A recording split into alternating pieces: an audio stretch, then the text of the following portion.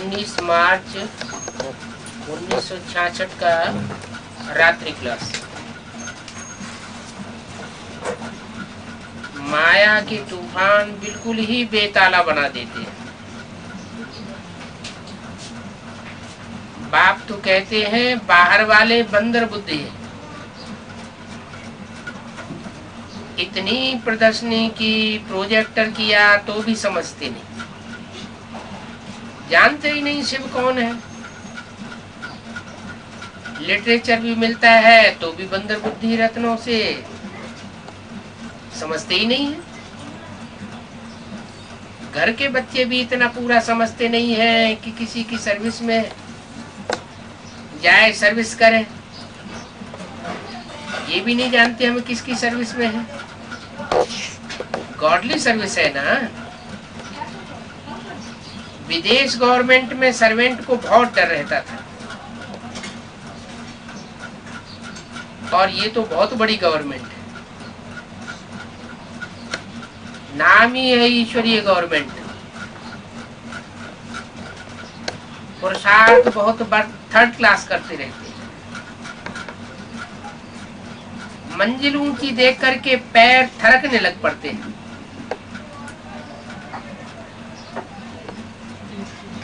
कई गिर भी पड़ते हैं,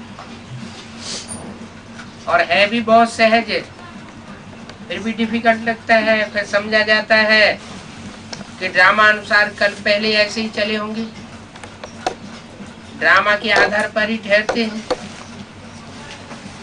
तो दुख नहीं होता है, अफसोस नहीं होता है कि ड्रामा को सामने रख देते हैं। समझते हैं बाप को बंदर से देवता बनाने की मेहनत है, घड़ी घड़ी भूल जाते हैं। रूहानी सर्विस बगैर waste of time, waste of energy हो जाती है।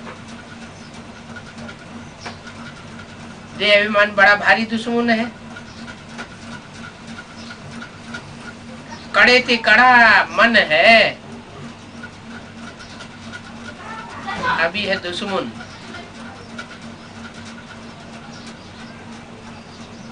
बल कहा जाता है काम महाशत्रु है,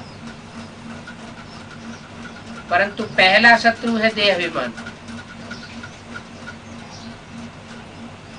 क्योंकि देह अभिमान से ही सारे विकार आते हैं। अगर अपन को आत्मा समझे तो कोई विकार आएगा नहीं।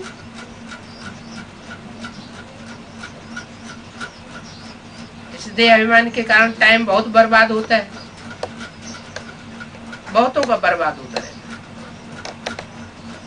अच्छा, बच्चों को गुड नाइट।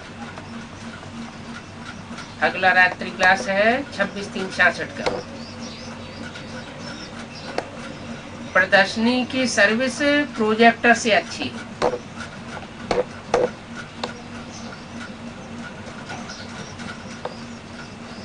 जब समझाया जाता है तो उनकी शक्ल को देखा जाता है।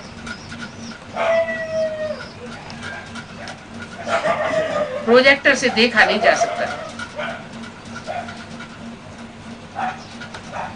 पहले परिचय देना है बाप का।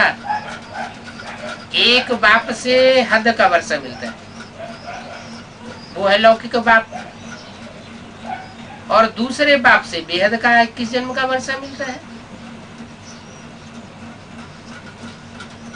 तो हद और बेहद के दो बाप हैं। बेहद के बाप से बेहद का वर्षा मिलता है। बेहद की बादशाही बाप देते हैं स्वर्ग के लिए। दो बाप का फर्क जरूर बताना है। एक से हद का वर्षा और दूसरे से बेहद का 21 जन्मों का वर्षा। बेहद के बाप से एक ही बार 21 जन्म का वर्षा मिलता है।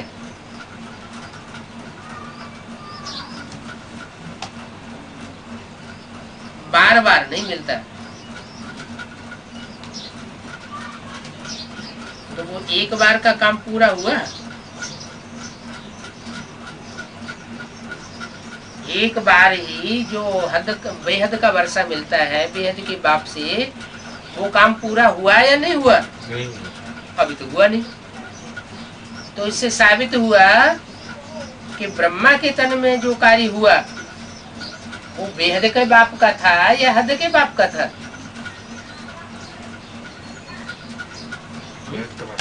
है बेहद के बाप का था। फिर वर्षा मिला कि नहीं?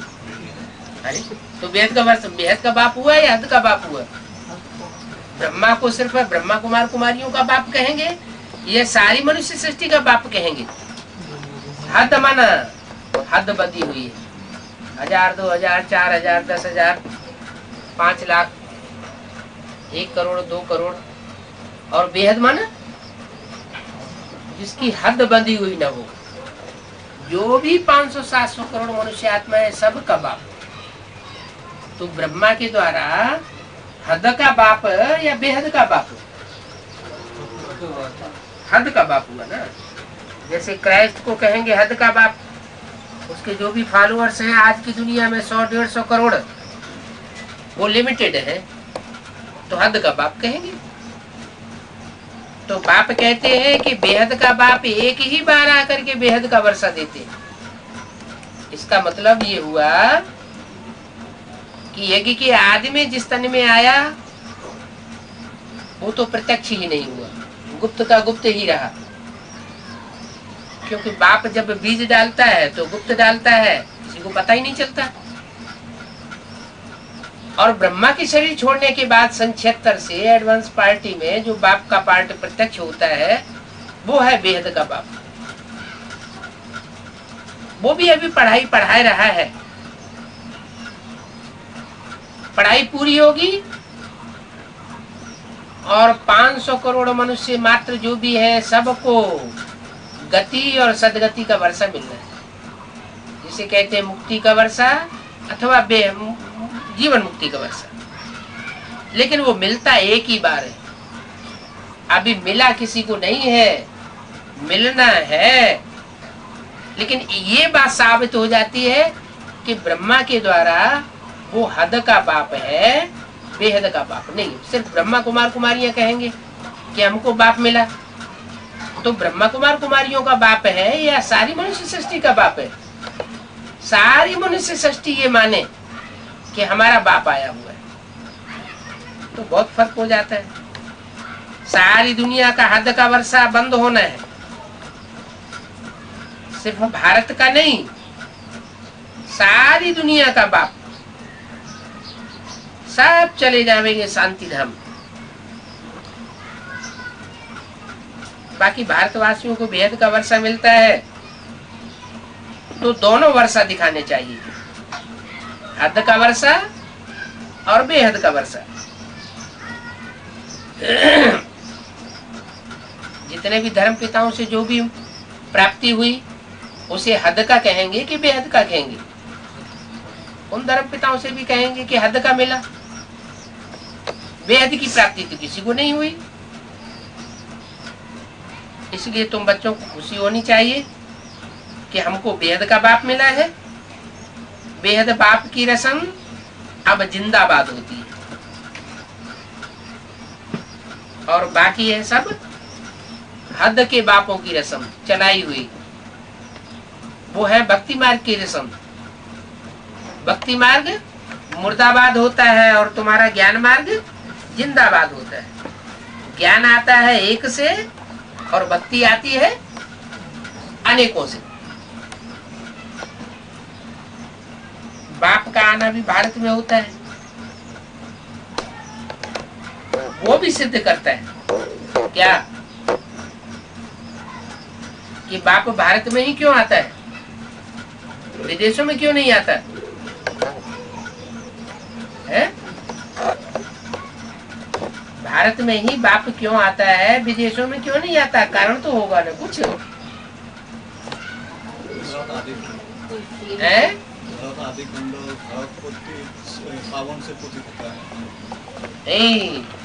भारत खंड में बाप इसलिए आते हैं कि भारत आदि से भी अंत तक है। एक भारत खंड ही ऐसा है जो 5000 वर्ष से इस सृष्टि पर कायम रहता है।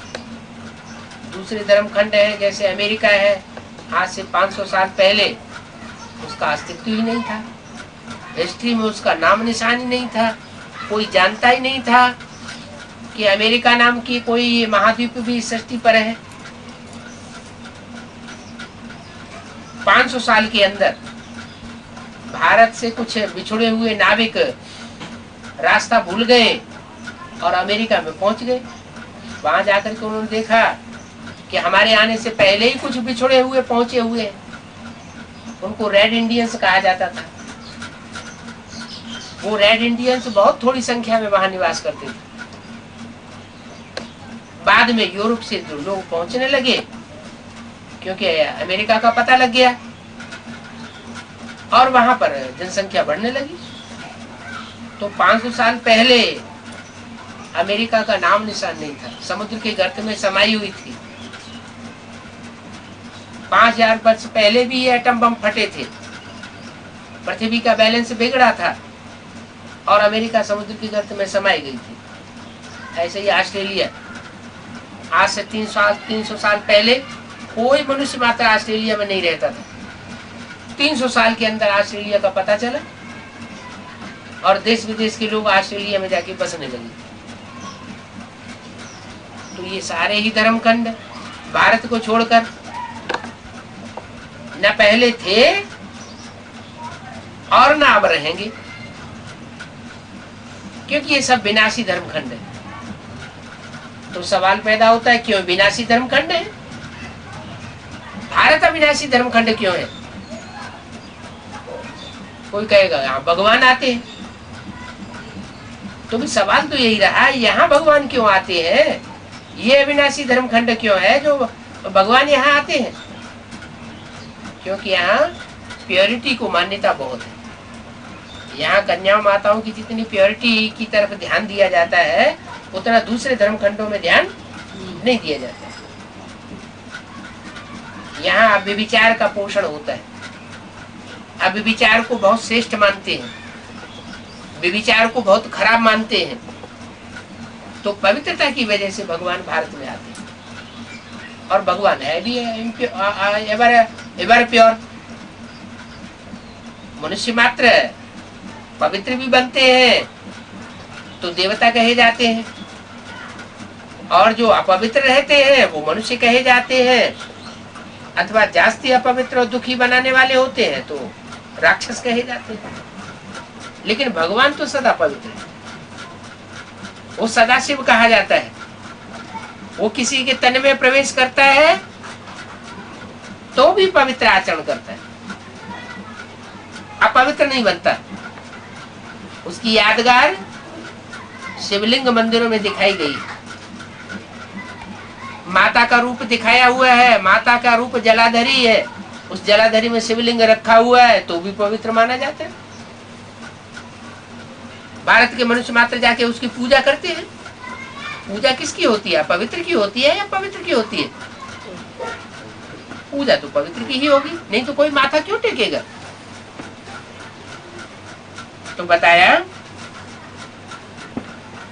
पाप का आना भारत में ही होता है, दूसरे धर्मखंडों में आना नहीं होता, क्योंकि दूसरे धर्मखंडों की जो नदियां हैं वो भी पतित पावनी नहीं गाई जाती। नदियां माना ज्ञान नदियां, कौन सी? कन्या माता है, वो पवित्र नहीं रह पाती। अपने जीवन में एक ही पति बनाए ऐसा उनका कोई नियम नहीं है, एक ही जीवन में अनेक पति कर लेती है, तो पवित्रता नहीं है। वहां की कन्या माताओं में और यहाँ की कन्या माताओं में जमीन आसमान का अंतर, मेंटेलिटी में। अभी तो विदेशियों का असर हो गया है, विदेशी पढ़ाई भारतवर्ष में पढ़ाई जा रही है, तो उससे प्रभावित होने के कारण भारतवर्ष की भी कन्याएं माताएं परसेंटेज में प्रभावित हो रही है। नहीं तो पहले ऐसा नहीं था। जब भारत में भी ऐसी इम्प्योरिटी व्यापने लगती है तो भगवान इस सृष्टि पर आ जाते हैं। तो बाप का आना भारत में होता है, वो भी सिद्ध करता है क्या कि बाप आकर ज्ञान की जो रस्म रिवाज स्थापन करते हैं नई दुनिया की, वो कोई मनुष्य मात्र नहीं स्थापन कर सकता। शिव जयंती है, शिव जयंती यादगार है कि वो सबका बाबा है। कृष्ण सबका बाबा नहीं है, कृष्ण को तो बच्चा कहा जाता है। शिव बाबा सबका बेहद का बाप है, वही राजयोग सिखलाते हैं। उन्होंने फिर गीता में कृष्ण का नाम डाल दिया है। ये बात है बहुत समझना सहज। देह अभिमानी समझाने में भूल हो जा कर देते हैं। तो बच्चे को आत्मा अभिमानी जरूर बनना है, इसमें युक्त युक्त अच्छी रीति समझानी चाहिए। जैसे बिरला है, लक्ष्मी नारायण के मंदिर बनाते रहते हैं। कितने बिरला मंदिर बने हुए हैं जहां लक्ष्मी नारायण की मूर्तियां रखी हुई हैं। तो बिरला मंदिर, वो लक्ष्मी नारायण का मंदिर बनाने वालों को बताना चाहिए कि पहले ये आकर के समझो ये लक्ष्मी नारायण कहाँ की मालिक थे। ऐसे तो शास्त्रों में भी लिखा हुआ है ये सतयुग के मालिक थे। वास्तव में जो नर से डायरेक्ट नारायण बनते हैं, नारी से डायरेक्ट लक्ष्मी बनते हैं, वो सतयुग के मालिक नहीं होते हैं, वो तो सारे विश्व के मालिक होते हैं। सारा विश्व उनको नमन करता है। वो आदम के रूप में माने जाते हैं। तो बताया वो आत्मा अभिमानी होते हैं। लक्ष्मी नारायण की कोई ग्लानि नहीं है, सब देवताओं की भी ग्लानि है, भगवान की भी शास्त्रों में ग्लानि लिख दी है, रामकृष्ण की भी ग्लानि लिख दी है, लेकिन लक्ष्मी नारायण की शास्त्रों में कोई ग्लानि नहीं। तो जरूर ऐसा बाप ने संपन्न बना करके उनको उस स्टेज पर पहुंचाया है। कलयुग में तो कुछ राजा ही है नहीं, फिर उन्होंने ये राज्य कैसे पाया, कब पाया? जरूर सतयुग के आदि और कलयुग के अंत पर यह राज्य पाया। जिसे कहते हैं संगम युग। नहीं जानते हो तो मंदिर बनाने से कोई फायदा नहीं, तो उनको समझाना पड़े। तुम समझ जाओ लक्ष्मी नारायण ने राज्य कैसे पाया, तो तुम खुद विश्व के मालिक बन सकते हो। ऐसे ऐसे लिखना चाहिए। एक भी बड़ा आदमी अगर उठ जावे तो बहुतों को उठा सकते हैं। क्या किसको उठाने की बात की है? नहीं, मंदिर को उठाने की बात नहीं की। बिरला मंदिर बनाने वाले बड़े बड़े जो सेठ है, साहूकार है, जिनको कहा जाता है बिरला ने ये बनवाया। बिरला है, टाटा है, डालमिया है, ये तो बहुत बड़ी बड़ी हस्तियां हैं ना, लेकिन दुनियावी हिसाब से बड़ी हस्तियां हैं या ज्ञान के हिसाब से बड़ी हस्तियां हैं? दुनिया के हिसाब से बड़ी हस्तियां हैं। तो बाबा ने ये हद की बात बोली होगी या बेहद की बात बोली होगी? बेहद की क्या बात हुई? बेहद में बिरला कौन है?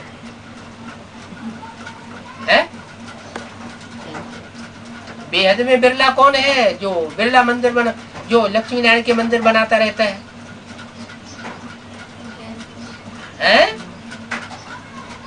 जो खुद पहले लक्ष्मी नारायण बनता होगा वो ही दूसरे फिर लक्ष्मी नारायण तैयार करता होगा। खुद चैतन्य में लक्ष्मी नारायण बनेगा तो दूसरों को भी क्या बनाएगा? चैतन्य लक्ष्मी नारायण जैसा बनाएगा। इसलिए मुरली बोला है आगे चल करके युगलों की बहुत महिमा होगी। जो गीता पाठशाला चलाने वाले युगल है, चारों तरफ उनकी बोलबाला हो जाएगी। क्यों? क्योंकि वो पुरुषार्थ ही ऐसा करते हैं। कैसा पुरुषार्थ? नर से नारायण और नारी से लक्ष्मी बनने वाला। इससे बड़ा पुरुषार्थ, इससे बड़ा धंधा कोई होता नहीं। अच्छे थे अच्छा, श्रेष्ठ थे श्रेष्ठ धंधा है। उन सब धंधों में नुकसान होने वाला है। इस धंधे में कोई प्रकार का नुकसान कभी होने वाला नहीं है, अंत तक सफलीभूत होता रहेगा।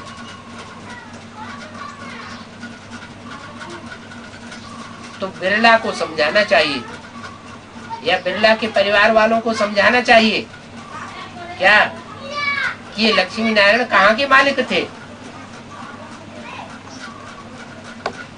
अगर नहीं जानते हो तो मंदिर बनाने से कोई फायदा नहीं। तुम समझ जाओ लक्ष्मी नारायण राज्य कैसे पाया, तो तुम विश्व की मालिक बन सकते हो।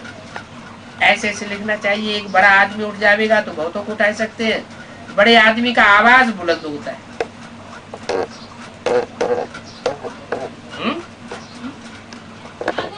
गरीब की कोई बात सुनता नहीं है। लिख सकते हैं, मंदिर तो बनाते हो, परंतु उनके ऑक्यूपेशन को तुम जानते नहीं हो। इन लक्ष्मी नारायण का राज समझने से विश्व के मालिक बन सकते हैं। अच्छा, ओम शांति। अगला है प्रातः क्लास 8/5/66 का। जैसे तुम बच्चे यहाँ बैठे हो, परंतु देखो कि तुम्हारा बुद्धियोग कहाँ है। क्योंकि कोई कुछ सुनाते हैं तो कहते हैं तुम्हारी बुद्धि कहाँ है, तुम मेरी बात तो सुनते नहीं हो।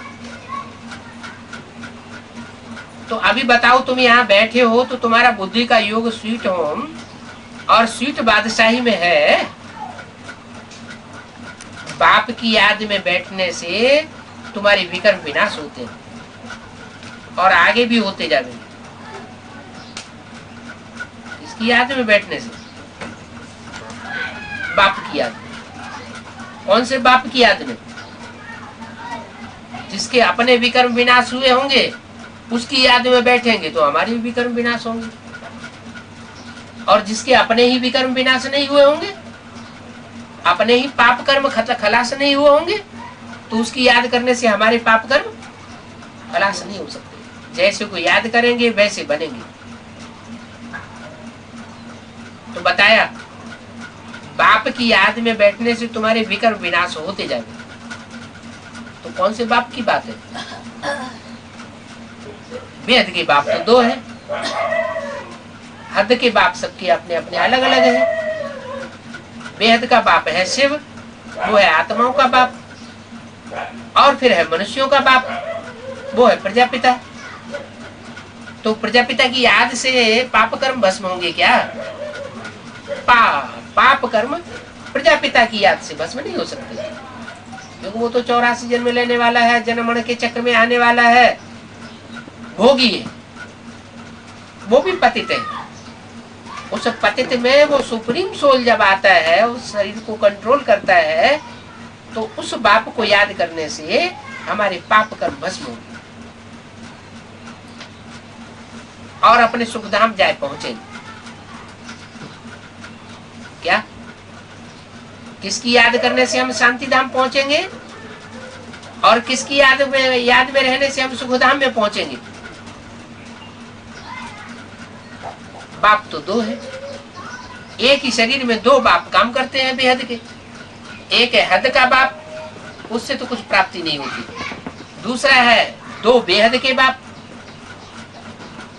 एक आत्माओं का बाप और एक सारी मनुष्य सृष्टि का बाप। तो सारी मनुष्य सृष्टि के बाप में वो निराकार बाप सुप्रीम सोल जब प्रवेश करते हैं तो बताते हैं कि मेरी याद करोगे। जो भी धर्म पिताएं हैं वो किसकी याद करते हैं? साकार और निराकार दोनों की याद करते हैं या सिर्फ निराकार की याद करते हैं?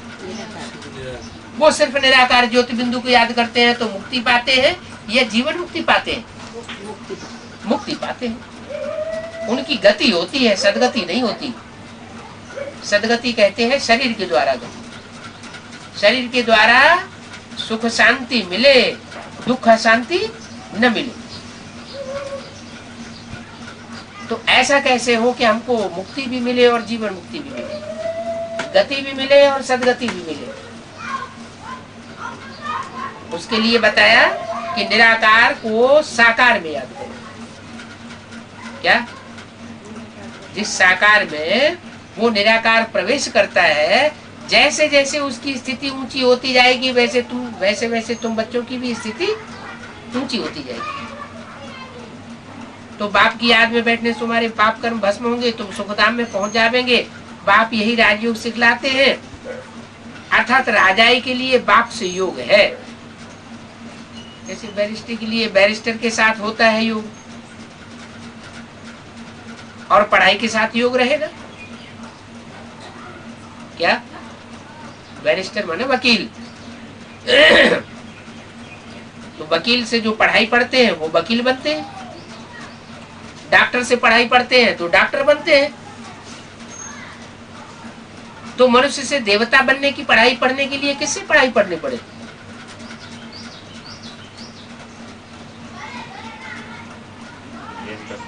है? देवता बनने के लिए किससे पढ़ाई पढ़ेंगे? डॉक्टर बनने के लिए डॉक्टर से पढ़ाई पढ़ते हैं, वकील बनने के लिए वकील से पढ़ाई पढ़ते हैं, इंजीनियर बनने के लिए इंजीनियर से पढ़ाई पढ़ते हैं। तो देवता बनने के लिए किससे पढ़ाई पढ़नी पड़े? जरूर जरूर जो देव देव महादेव कहा जाता है। सारी सृष्टि में जितने भी 33 करोड़ देवताएं हैं, उन सबसे ऊंची देवताएं हैं ब्रह्मा विष्णु शंकर, त्रिदेव। और त्रिदेव में भी देव देव, ब्रह्मा देव, विष्णु देव, और उनसे भी ऊपर महादेव। तो महादेव से जो पढ़ाई पढ़ते हैं, क्योंकि उसी में शिव सुप्रीम सोल बैठा हुआ है पढ़ाई पढ़ाने वाला, तो वो जरूर देवता बनते हैं।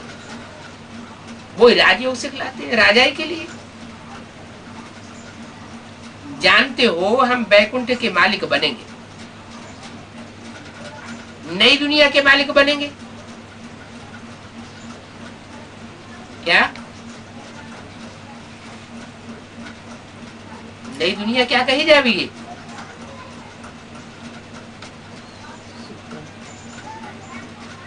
नई दुनिया, न्यू वर्ल्ड, और फिर बैकुंठ। कहते हैं क्रिश्चियन लोग कहते हैं बैकुंठ में, पैराडाइज में कृष्ण का राज्य था। बैकुंठ में जाए तुम मालिक बनेंगे, तुम नई दुनिया के भी मालिक बनेंगे।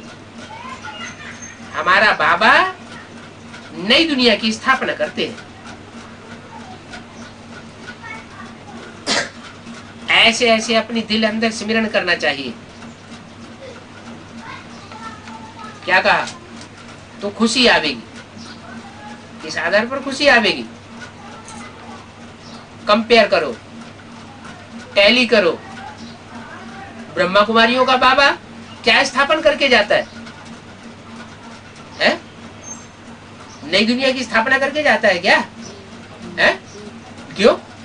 माउंट आबू में देखो जाके कैसा अच्छा सुखधाम शांति धाम बना हुआ है।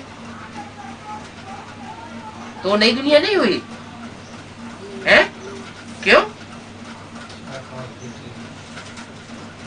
अगर बिल्डिंगों को ही नई दुनिया कहा जाए तो विदेशों में बहुत अच्छी अच्छी बिल्डिंग बनी पड़ी हुई है।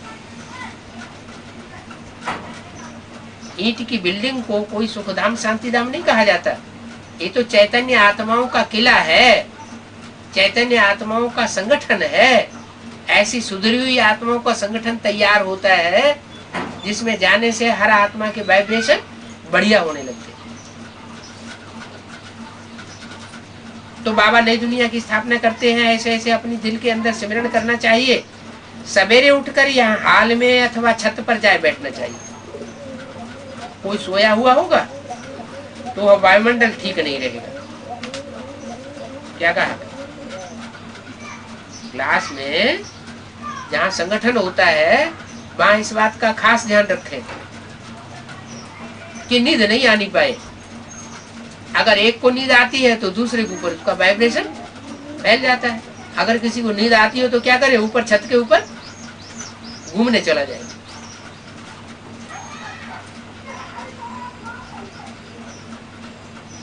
ऐसा वायुमंडल बिगाड़ने वाले वहां बैठ न सके, उनको पैदल करना चाहिए। बाप जो सबसे मीठा है, उस बाप के तुम मीठे बच्चे हो। तो जो ऐसे मीठे बच्चे बनेंगे वो उतने मीठे लगेंगे। बाप कहते हैं मुझे घड़ी घड़ी याद करो, तो तुम्हारे पाप कर्म विनाश होंगे। ऐसे नहीं कोई ग्रंथ व गीता का पाठ बैठ करके करो। क्या है? इसकी शूटिंग कौन करते हैं?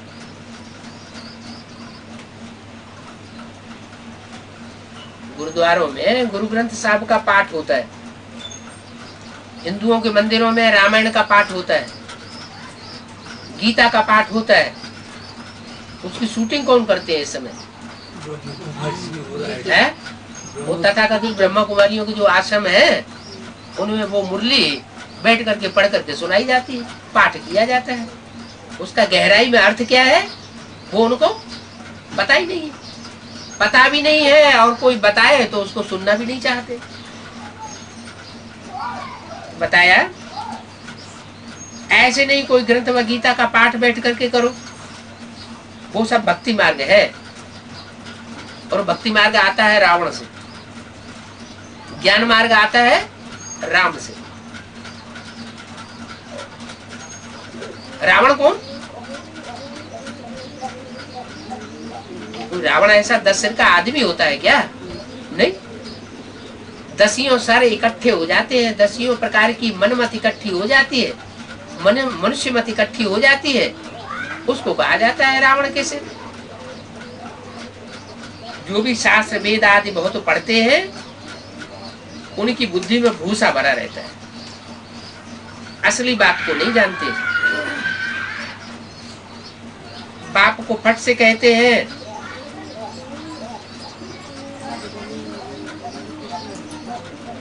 हाँ, बाप तो फट से कहते हैं ये सब भक्ति मार्ग की सामग्री है। यज्ञ तप गायत्री आदि बहुत है, इनसे ज्ञान मुझे क्या बड़े बड़े यज्ञ कुंड बनाते हैं, उनमें स्वाहा स्वाहा करते रहते हैं, 24 घंटा यज्ञ होता रहता है, बड़ी बड़ी तपस्याएं तपते हैं, गायत्री मंत्र जपते रहते हैं। बाप कहते हैं इनसे, इन सब बातों से ज्ञान की बातें ऊंची है। ज्ञान जो बाप से आता है वो भक्ति को काट देता है। भक्ति माना अंधश्रद्धा, भक्ति को ज्ञान नहीं कहेंगे। ज्ञान में अंधश्रद्धा का कोई काम नहीं। शास्त्रों का ज्ञान मिलता है कि भक्ति कैसे करो। मनुष्य समझते हैं भक्ति के बाद भगवान जाए मिलेंगे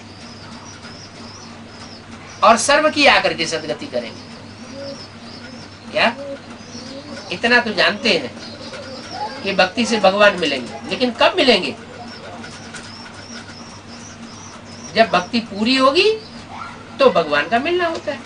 भगवान मिलेंगे तो ज्ञान देंगे, ज्ञान मिलेगा चारों युगों का, तो वो शूटिंग का पीरियड शुरू हो जाता है।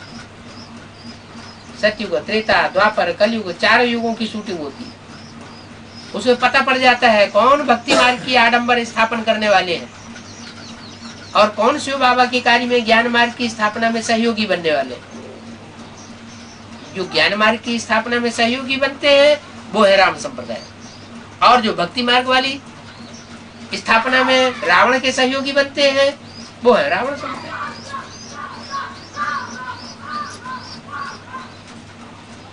तो मनुष्य समझते हैं भक्ति के बाद भगवान आए मिलेंगे, सर्व की सदगति आए करेंगे, सर्व को लिबरेट करेंगे। लिबरेटर ऑफ मैनकाइंड, मनुष्य मात्र का लिबरेटर है। लिबरेटर कहा ही जाता है छुड़ाने वाले को, दुखों से छुड़ाए देता है, अशांति से छुड़ाए देता है सारी मनुष्यों की बात। मनुष्यों को भी पढ़ाई जाती है। Shri Krishna God is liberator नहीं हो सकता। लिबरेटर है एक, कहते भी हैं बाबा आकर के दुख हर करके हमको सुख दो। सतयुग है सुखधाम, कलयुग है दुखधाम। ये बात भी किसी की बुद्धि में नहीं बैठती कि सतयुग में कौन होते हैं और कलयुग में कौन होते हैं। सतयुग में होते ही है देवताएं, कलयुग में होते हैं सभी राक्षस। आसुरी संप्रदाय है, और ये भी बात किसी को पता नहीं है कि सब आसुरी संप्रदाय। असुर किसे कहा जाता है? सुर किसे कहा जाता है? सुर माना देवता।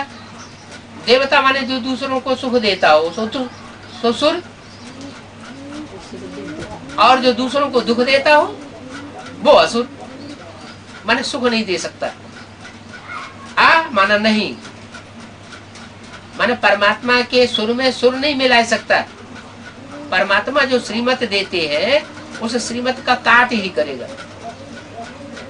तो काट करने वाला मनुष्य पर चलेगा, मनुष्य मत पर चलेगा, ईश्वर की बातों का खंडन करेगा। सुर में सुर मिला ही नहीं सकता, तो वो असुर कहा जाता है। जो देवताएं हैं वो भगवान की रह में रह मिला के चलते हैं, कोई बात का काट नहीं करते, कर्मणा से भी नहीं करते, वाचा से भी नहीं करते, मनसा के संकल्पों में भी परमात्मा की बातों का काट नहीं करते।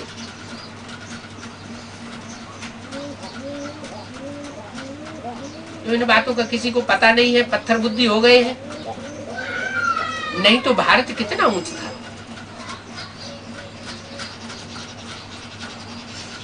भारत जहां पतित पावन शिव बाबा खुद आते हैं, क्या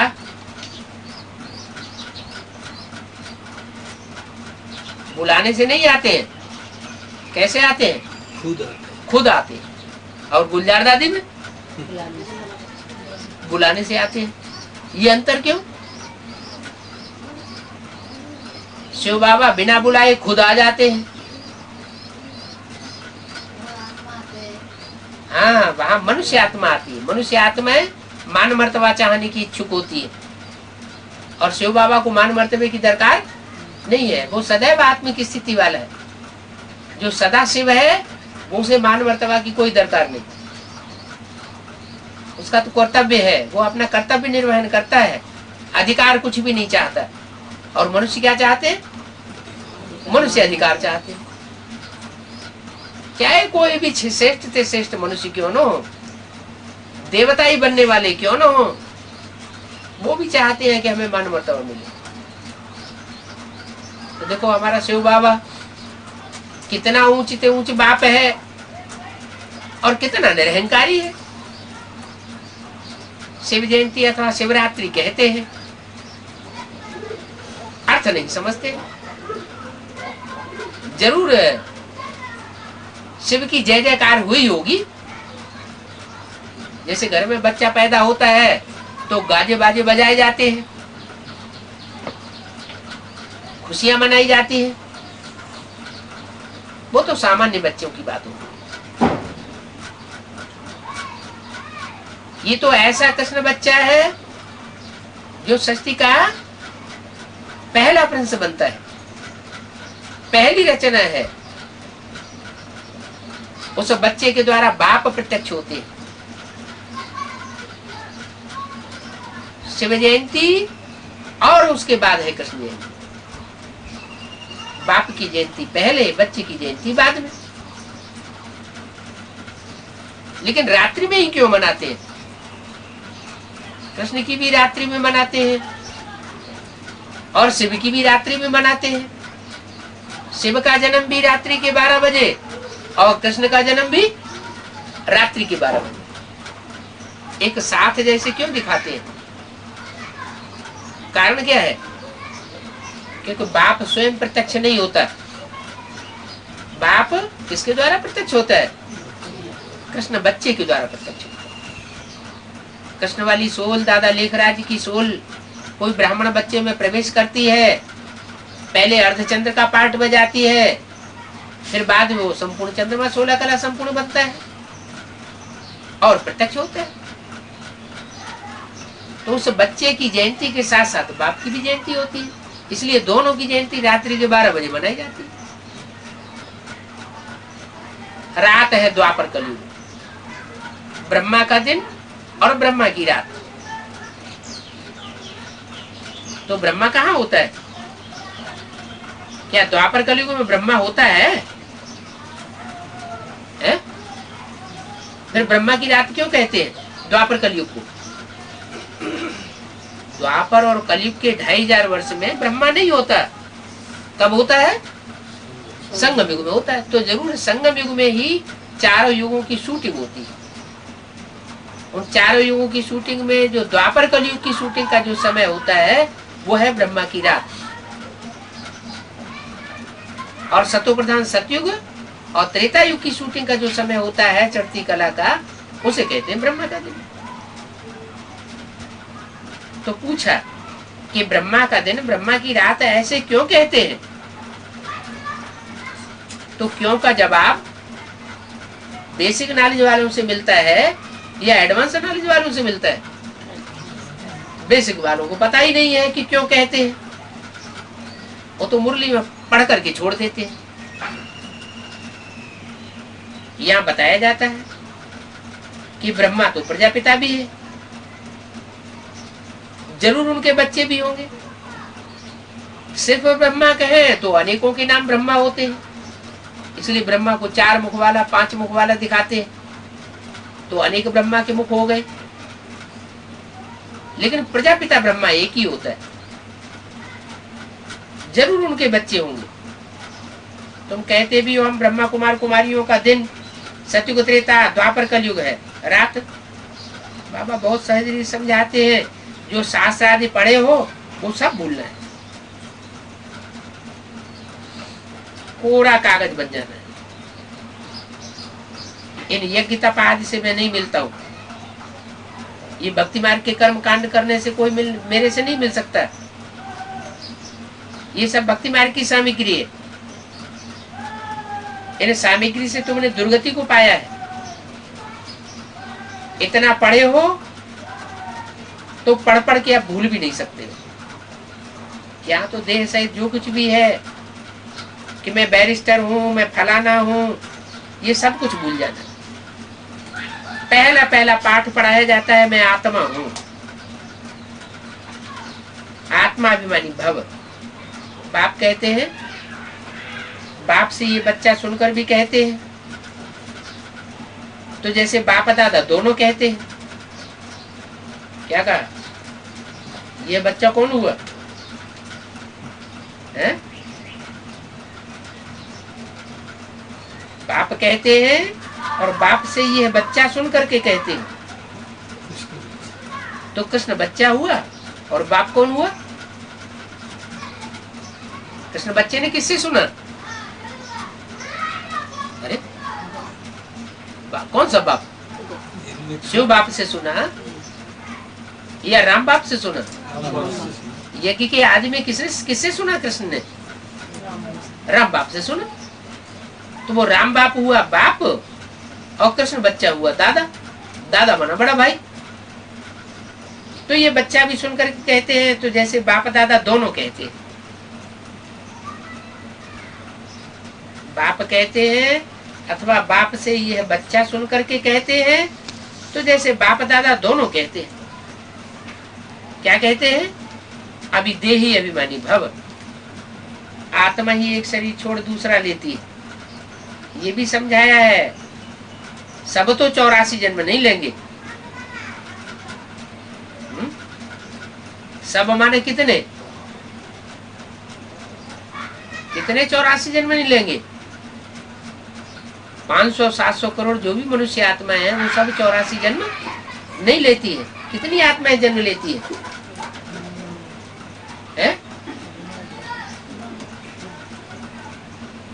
84 जन्म कितनी आत्माएं लेती है? पता ही नहीं। 9 लाख।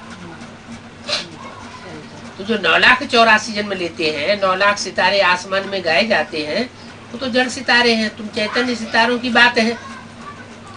जो भक्ति मार्ग में गायन होता है वो तुम्हारा गायन है। ये बातें तुम्हारी हैं, तुम्हारी बुद्धि में भी नंबरवार है। जो सबसे उन बच्चे हैं उनको सर्विस में जरूर लगना है। तुम ब्राह्मण हो, ब्राह्मणों का ये धंधा है। जो बाप का धंधा सो तुम ब्राह्मणों का धंधा। क्या कहा?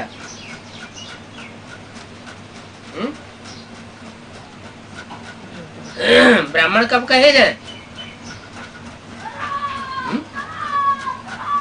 अरे दुनिया में भी कोई डॉक्टर का बच्चा होता है तो उसको डॉक्टरी जल्दी आ जाती है, वकील का बच्चा होता है उसे वकालत जल्दी आ जाती है, इंजीनियर का बच्चा होगा उसको इंजीनियरिंग जल्दी आ जाएगी, मैकेनिक का बच्चा होगा उसको मैकेनिक का काम जल्दी सीख जाएगा। हम किसके बच्चे हैं? हम प्रजापिता ब्रह्मा के बच्चे हैं ना। तो हमारे बाप का जो धंधा हो वही हमारा धंधा है। दोनों का धंधा सेम होना चाहिए। अगर धंधा सेम नहीं है तो इससे क्या साबित होता है कि तब तक बाप का बच्चा नहीं है। सत्यनारायण की सच्ची कथा सुनाओ, बाकी तो सब बेकार है। भारत का असल नाम ही है सचखंड, अभी है झूठखंड। ये बातें तुम जानते हो क्या? सचखंड में सच ही सत्य होता है, वहां झूठ कुछ होता नहीं, और इस झूठखंड में झूठ ही झूठ होता है। भारत में जब आज सनातन देवी देवता धर्म था, लक्ष्मी नारायण का राज्य था, तो और कोई धर्म नहीं था। और अभी झूठखंड में न देवी देवता सनातन धर्म है। क्यों नहीं है? क्योंकि ढेर के ढेर झूठे धर्म फैले हुए, अनेक धर्म फैले हुए। देवी देवताओं का धर्म श्रेष्ठ धर्म था, श्रेष्ठ कर्म था, क्योंकि बाप का स्थापन किया हुआ। किसी धर्म कोई को बाप का स्थापन किया हुआ नहीं है। किसका स्थापन किया हुआ है? कोई मनुष्य धर्म गुरु है जिसके द्वारा क्रिश्चियन धर्म स्थापन हुआ है। बाप तो भारत में आते हैं पतितों को पावन बनाने के लिए। वो ही सबका बाप है, सबका सदगुरु है, और सबको पति से पावन बनाते हैं। इस सृष्टि पर जो झूठखंड की सृष्टि है, जहाँ सब पतित हैं, उन सब पतितों को पावन एक ही बाप बनाते हैं। वो बाप भी है, टीचर भी है, और सतगुरु भी है। माना ब्रह्मा के तन में जब पढ़ाता था तो बाप टीचर सतगुरु तीनों रूप में पढ़ाता था क्या? नहीं, बाप भी नहीं था। बाप का काम होता है बीजारोपण करना। ब्रह्मा के द्वारा ज्ञान का बीज थोड़ा ही बोया गया। ब्रह्मा को तो साक्षात्कार हुए थे, साक्षात्कारों का तुमको खुद नहीं समझ सके, तो उनमें ज्ञान का बीजारोपण किसी दूसरे ने किया, तो वो बाप भी साबित नहीं होते। बाप तो बीज बोने वाला होता है, अंत में वर्षा देने वाला होता है। न तो उनके द्वारा ज्ञान का बीज बोया गया, और न अंत का कार्य बच्चों को जो मुक्ति, जीवन मुक्ति का वर्षा देने का है, वो कार्य हुआ। तो बाप भी नहीं है। वो जो कुछ भी गीता ज्ञान, उस गीता माता के मुख से निकला, उस गीता ज्ञान को क्लैरिफिकेशन भी उसके द्वारा नहीं हुआ, तो वो टीचर भी नहीं। टीचर का काम होता है जो कुछ भी टेक्स्ट बुक है, चाहे वो कविता है, चाहे वो गद्य है, दोनों का अर्थ करके क्लियर करके समझाता है। तो ब्रह्मा के द्वारा ना वो बाप है, ना टीचर है, और ना सदगति देने वाला सदगुरु हुआ। वो खुद ही सूक्ष्म शरीर के बंधन में उसको बंधना पड़ा, खुद की ही दुर्गति हो गई, तो सदगति कैसे कहा जाए? इसलिए मुरली में कहा था, इस ब्रह्मा को याद नहीं करना, इस ब्रह्मा का चित्र नहीं रखना। अगर इसका चित्र रखेंगे तो तुम भी इसकी तरह पतित हो जाओगे। तो वो देखने में भी आ रहा है, जो भी ब्रह्मा कुमार कुमारियां हैं पुराने, वो ब्रह्मा को याद करते हैं, याद करते करते उसी की याद में शरीर छोड़ते हैं, तो अंतमते सुगति हो जाती है। उनके भी किसी के हार्ट फेल हो रहे हैं, किसी को क्या हो जाता है, अकाले मौत सबकी हो रही है। तो अकाले मौत है दुर्गति की मौत। तुम बच्चे तो स्वेच्छा से शरीर छोड़ते हो। तो सब पतितों को पावन बाप आकर के बनाते हैं, जो टीचर भी है, सदगुरु भी है, बाप भी है, और एक ही तन से तीनों है। ऐसे नहीं ब्रह्मा के द्वारा बाप हो, फिर विष्णु के द्वारा टीचर हो, फिर शंकर के द्वारा सदगुरु हो, नहीं। एक ही मूर्ति है, जिस मूर्ति के द्वारा बाप भी बनता है, टीचर भी बनता है और सदगुरु भी बनता है। परंतु ये बात सब कोई जानते नहीं है, शिव की पूजा करते रहते हैं, जानते तो है नहीं, क्योंकि सब धर्म आर्फंस हो गए हैं। भारत खास और दुनिया जनरल सब आर्फन हो गए हैं। ये भारत जहाँ बाप आते हैं, उनको पता ही नहीं है कि शिव बाबा कब आया और कैसे आया। क्राइस्ट के लिए कहेंगे 2000 साल पहले आया, सब जानते हैं। इब्राहिम के लिए कहेंगे 2500 साल पहले आया, बुद्ध के लिए कहेंगे 2000 साल पहले आया। लेकिन बाप के लिए कोई नहीं जानते कि शिव बाप इस सृष्टि पर कब आया। क्यों याद करते हैं, क्यों मंदिर बनाते हैं यादगार, कुछ भी पता नहीं। अभी बाप ने ये बातें तुमको समझाई। इतना मीठा बाबा है जिसको तुम याद करते थे, वो अभी सन्मुख आकर के तुम बच्चों को समझा रहे हैं। क्या सन्मुख आकर के समझाना और सन्मुख न होना, उस समझ में तो आना चाहिए ना। सन्मुख आकर के समझाना माना मुआफिक, जैसा हम चाहते हैं वैसे आकर के समझाए, हमें वो बातें अच्छी लगे। और हमें बातें अच्छी न लगे तो सन्मुख थोड़े हुआ। इनको भाग्यशाली रथ कहा जाता है। इनको जिस तन में बाप आकर के समझाते हैं, टीचर बनते हैं, उसी को भाग्यशाली रथ कहा जाता है। और कोई रथ बाबा को दे नहीं सकते भाग्यशाली रथ के रूप में।